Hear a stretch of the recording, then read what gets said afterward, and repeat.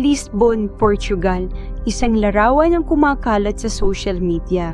Isang lalaking tila pamilyar, naglalakad sa makitid na kalye, sa pagitan ng mga lumang gusali at bandilang pula. Ang sabi ng ilan, siya raw ay si Congressman Saldico, isang pangalang nasasangkot sa controversy ng flood control. Walang kumpirmasyon mula sa mga otoridad, ngunit sapat na ang larawang yon upang mapunta sa sentro ng usapan ang isang bansang madalang banggitin ng mga Pilipino, ang Portugal. Bago pa man makamit ng Portugal ang demokrasya, nagkaroon na din sila ng tila people power revolution natin dito sa Pilipinas. Sa loob ng halos kalahating siglo, ang bansang ito ay nasa ilalim ng isang diktadurang nagpatahimik sa buong bansa. Isang panahon ng katahimikan ay hindi kapayapaan, kundi takot. Isang pamumunog bumagsak hindi dahil sa bala, kundi dahil sa mga bulaklak. Ito ang Revolusyon dos Cravos o ang Carnation Revolution.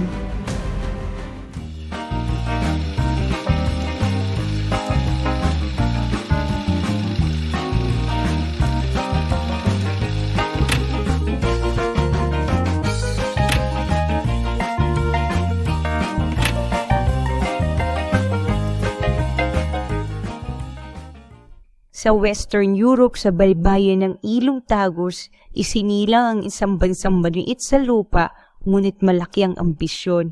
Noong 12th century, sa gitna ng labanan ng mga Kristiyano at Moro, itinatag ni Alfonso Henriquez ang kaharian ng Portugal. Mula rito, naging sentro ng kalakalan at paglalayag ang Portugal. Simula 14th to 15th century, pinasimulan nila ang panahon ng pagtuklas. Sina Bartolomeo Diaz, Ferdinand Magellan, at si Vasco da Gama, sila ang mga naging pangalan na nag-ukit sa kasaysayan ng karagatan.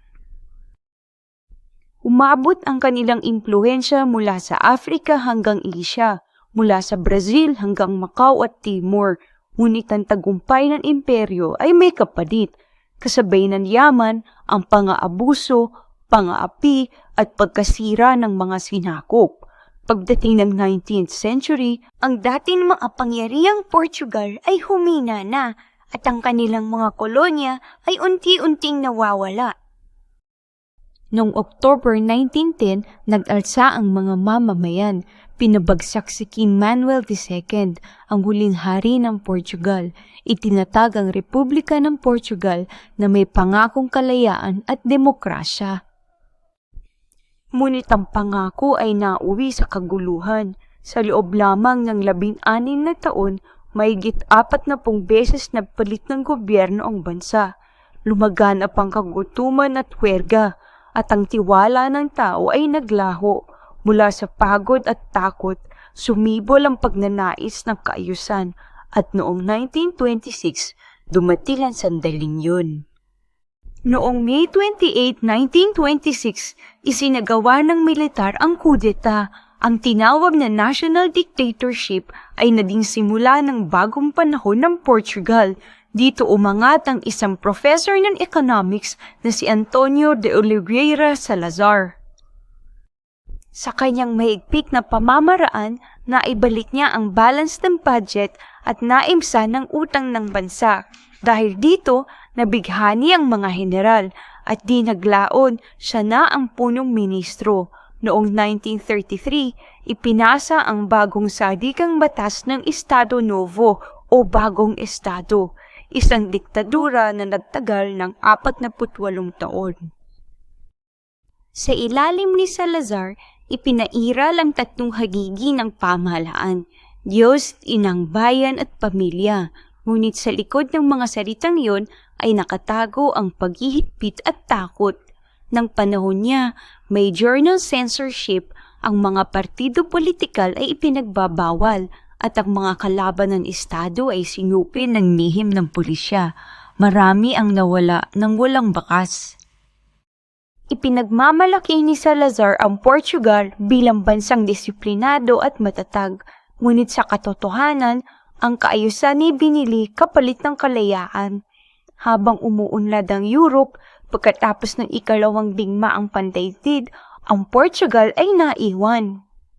Nakabatay sa sektor ng agrikultura ang kabuhayan ng bansa at ang maraming mamamayan ay walang trabaho.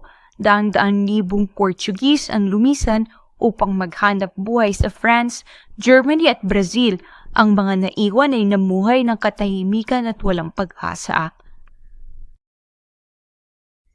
Noong 1961, nagsimula ang pag-aalsa sa Angola. Sinundan ng Guinea-Bissau at Mozambique, tinuring ni Salazar ang mga ito bilang bahagi pa ng Portugal, mga lalawigan sa ibayang dagat.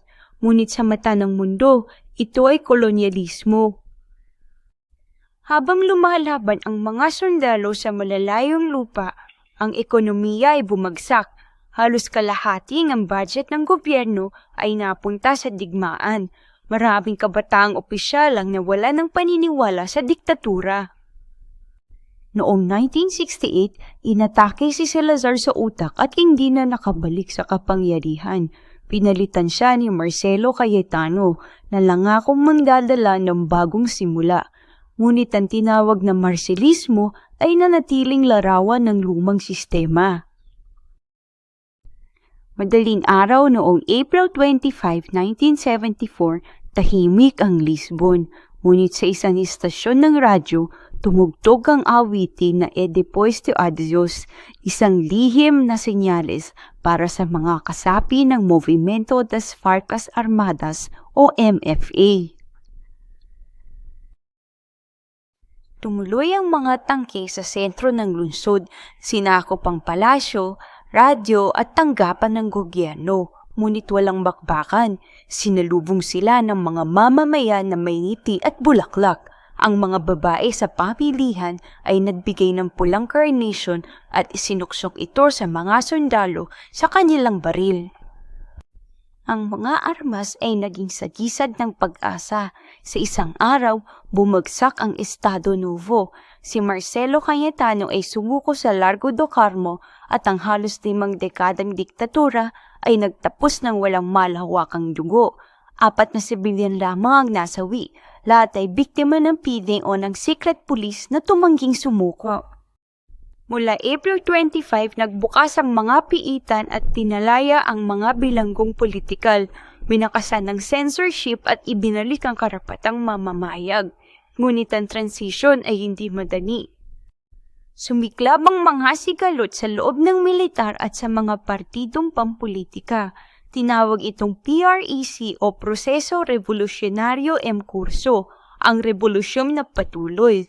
May mga pagsanib sa lupa, welga, tangkang kudeta, ngunit sa bandang huli na naigandiwa ng demokrasya. Noong 1976, ipinatupad ang bagong konstitusyon na nagtatag ng pamahalaang demokratiko. Sa mga sumunod na taon, unti-unting bumangon ang Portugal hanggang sa maging kasapi ng European Community noong 1986. Ang bansang minsan ay nakatiring sa diktatura ay tuluyan na mulat ng mata sa kalayaan.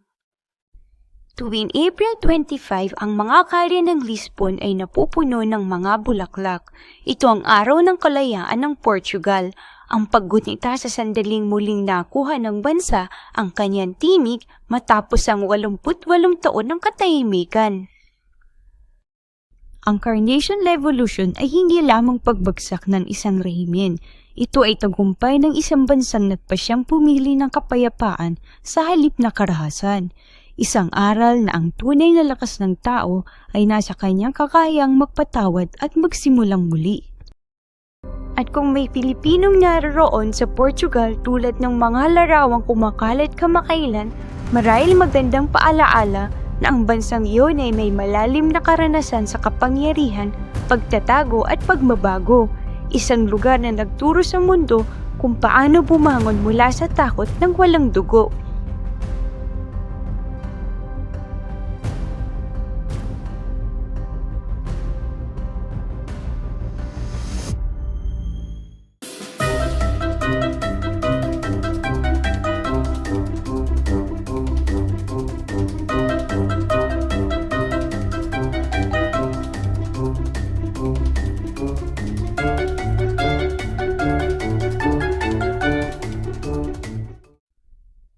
Ayan mga kamarites, natapos na ang ating kasaysayang kwento.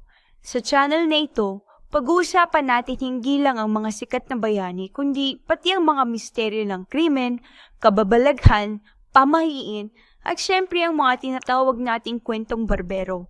Kung may gusto kayong ipaimbestigang kwento, comment lang. Huwag kalimutang mag-like, share at subscribe. Ako si Marites Historian at ito ang Kwentong Barbero, Chismis o Totoo.